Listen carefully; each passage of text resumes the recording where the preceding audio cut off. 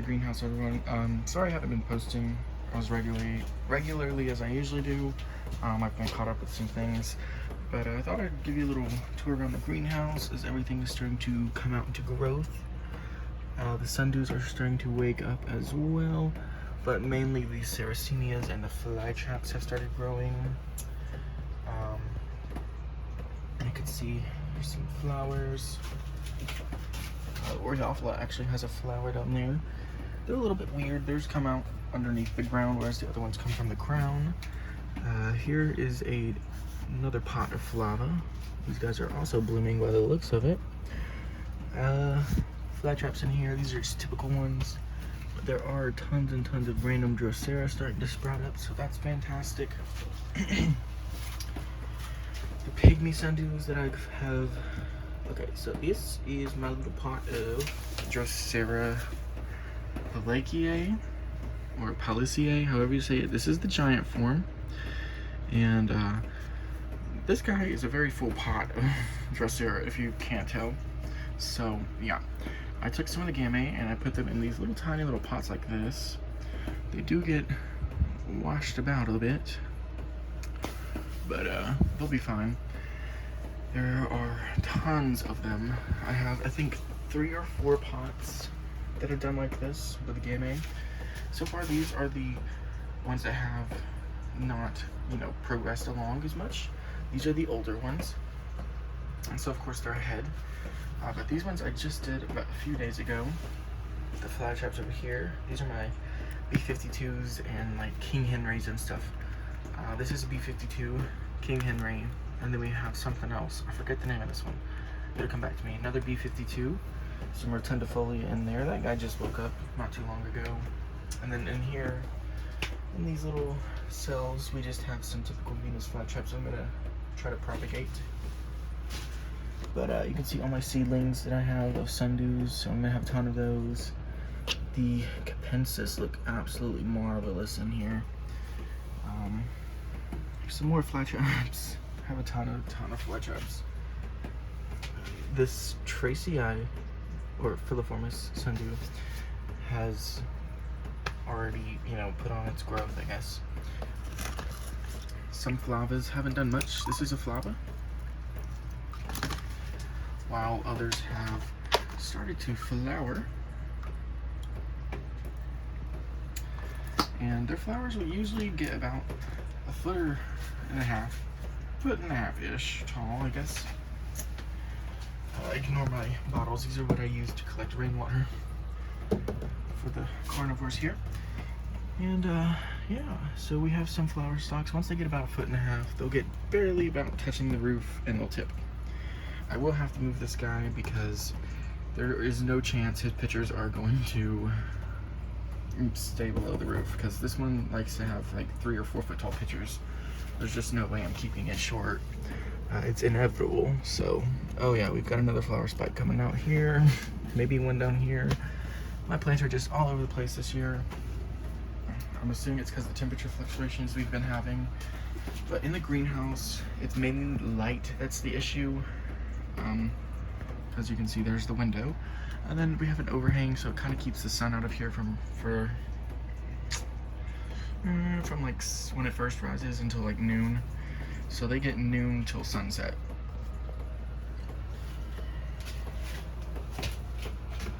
This is what I use for my Nepenthes, purified drinking water with no added minerals. And they seem to like it in here.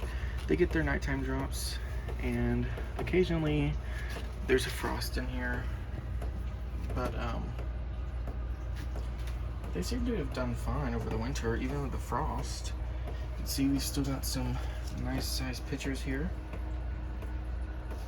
It's a decent sized one. But recently they've been putting on their, I call them spring pitchers, where they're smaller and less colorful.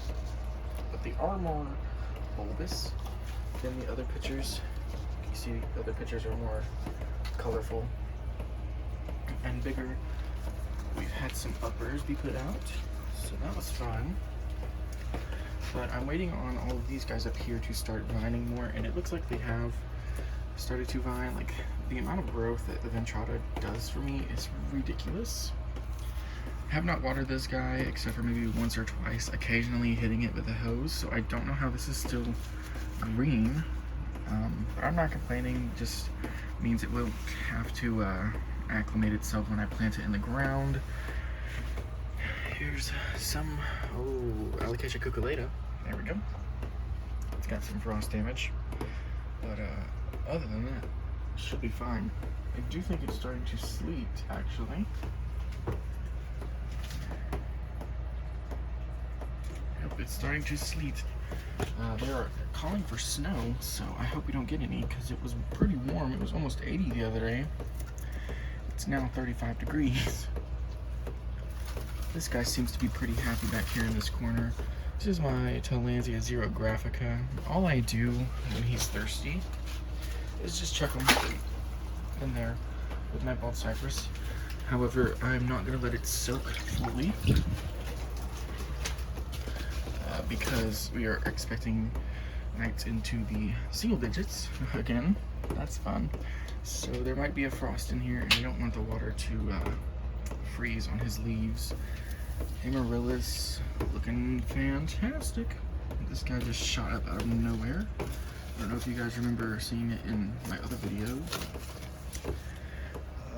Palmetto back there doing great. Some pine berries up in here too. If you hear water running, it's the little table I have underneath here. It collects water and it overruns sometimes. This is one of my mystery Sarracenias. Still have no clue what it is. Like, not a clue. Has not bloomed in all of the years that I've had it, so if it blooms this year, that would be fantastic. It's a nice little plant. You can see how colorful the pictures are. It is definitely a late season plant, however, which kind of sucks, so that definitely tells me it's got some kind of Leucophila in it.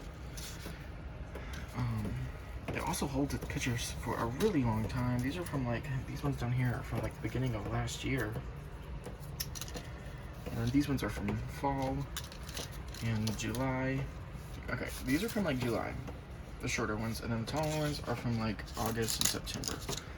So you can definitely tell that this plant is a more fall growing plant. I need to trim it back, honestly. But I'm letting it keep its leaves for a hot minute just to see if that helps to speed up the growth. Here's another flava. This is the green form of flava. Don't see any flowers. Or not the green form, sorry, ruglii. This is flava ruglii. Okie dokie.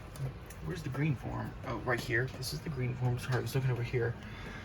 Here's green form of flava. And here we have our, oh, what are you? I really should label things. Oh, goodness. I think it's Maxima. I don't know. Flava Maxima, something like that. And then we have just your typical flava over here. This guy puts out 3 or 4 foot tall pictures. Yeah, just a very unique individual, in my opinion. Again, what I love about this one compared to the green form, the green form, you can see it's got a nice little green flower stalk. The red form has these nice red flower stalks and these blushed flower stalks. Love that. Here are some Sarracenia I'm propagating. Some of them have started to grow, which is fine by me because these guys need to get a head start. I'm going to hopefully sell them this summer if they take on speed or size.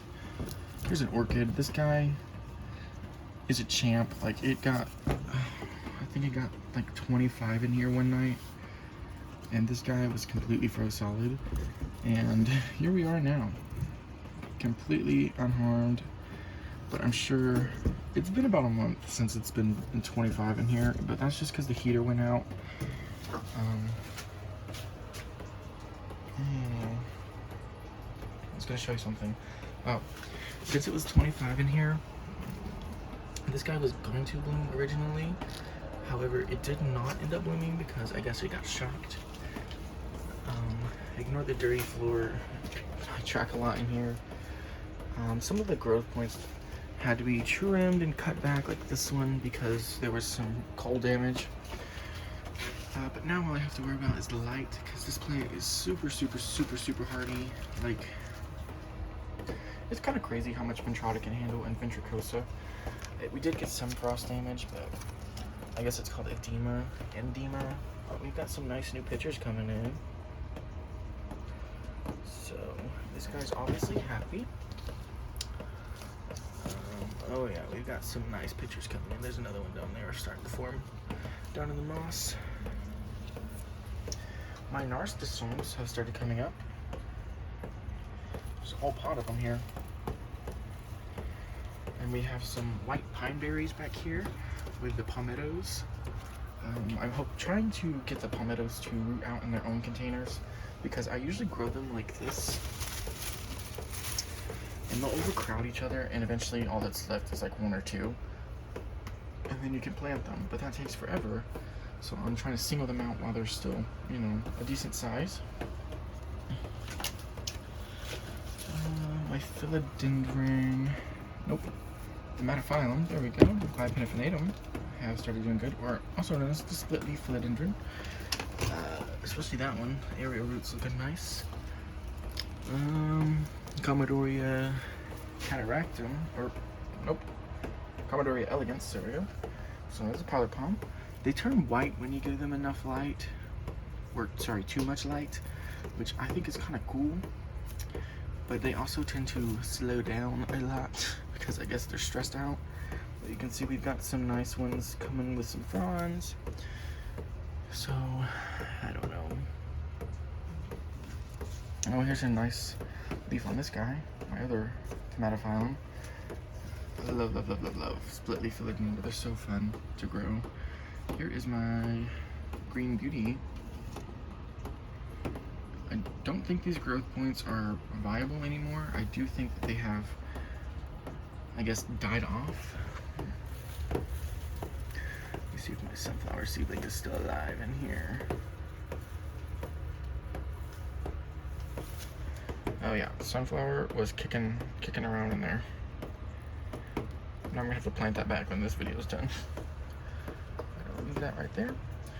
Oncidium orchids doing good. Some more strawberries. This sago palm back here, I had to bring in here because you can see all the leaves started dying on it.